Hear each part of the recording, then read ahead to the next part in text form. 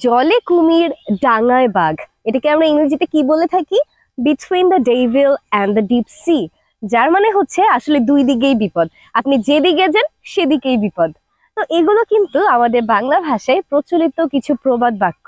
আজকের এই ছোট লেসনটি আমরা এই প্রবাদ বাক্যগুলো দিয়ে সাজিয়েছি, যেগুলোকে আমরা চাইলে আসলে সব জায়গায় ব্যবহার করতে পারি।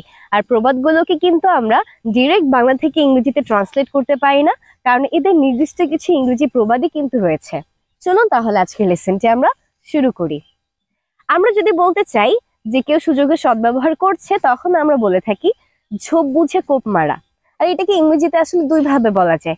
আপনি বলতে পারেন strike the iron while it is hot, অথবা make hay while the sun shines।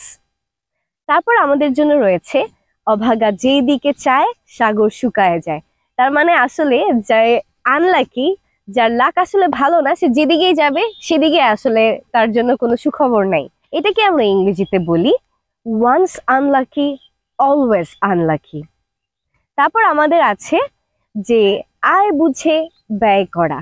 ইংরেজিতে এটাকে আমরা বলি cut your coat according to your cloth. তার মানে যতটুকু কাপড় আছে ওটুকু কাপড় দিয়ে আপনাকে আসলে কোট বানাতে হবে। মানে কি, যতটুকু টাকা আছে তা থেকেই আপনাকে আসলে ব্যয় করতে হবে, এর এক্সট্রা খরচ আসলে করা যাবে না। তারপর আমাদের আছে সাহসীরাই বেঁচে থাকে। তার মানে সব কাজে আসলে যাদের সাহস বেশি তারাই কিন্তু এগিয়ে থাকবে, জীবন যুদ্ধে তারাই সবসময় সামনে থাকবে।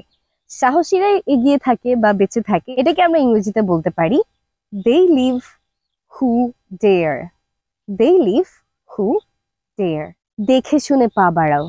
তার মানে কোনো একটা ডিসিশন আসলে হুট করে নেওয়া যাবে না, কিছু আপনার মাথায় আসলে সেটা নিয়ে আগে ভাবতে হবে, তারপর সেই ডিসিশন নিতে হবে। কারণ হুট করে ডিসিশন নিয়ে গেলে কিন্তু সমস্যায় পড়তে পারেন। সো এই যে দেখে শুনে পা বাড়াও আছে, এটাকে আমরা ইংরেজিতে বলি look before you leap. Leap মানে হচ্ছে লাভ দেয়া, so look before you leap. তারপর আমাদের আছে অপচয় করো না, অভাবে পড়ো না। তো অপচয় না করলে আসলে অভাবে পড়ার কোনো চান্সই নাই, তাই না? অপচয় করো না, অভাবে পড়ো না, এটাকে আমরা ইংরেজিতে বলি ওয়েস্ট নট ওয়ান্ট নট। তার মানে অপচয় করার দরকার নেই আর তোমার অভাবে পড়ার কোনো দরকার নেই। আমরা বলি তেলা মাথায় তেল দেয়া। তার মানে যার আছে তাকে আরো বেশি দেয়া।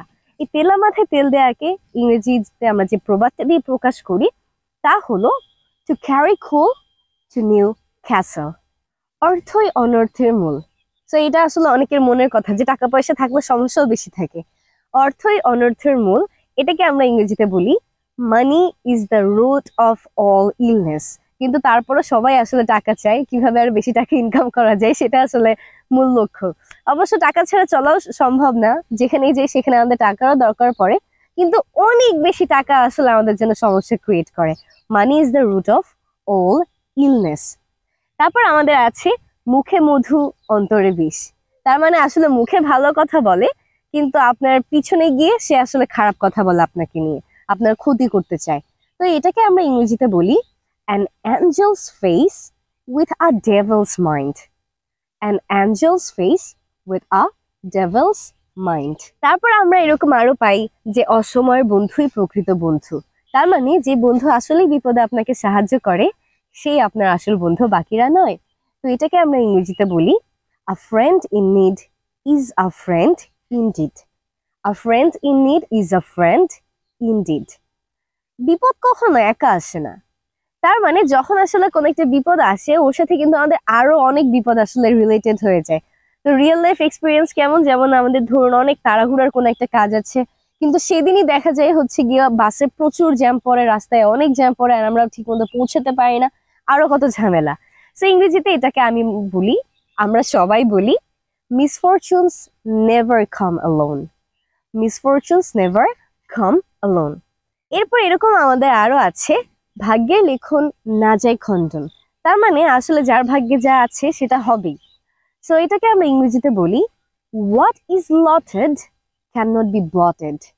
What is lotted can not be blotted.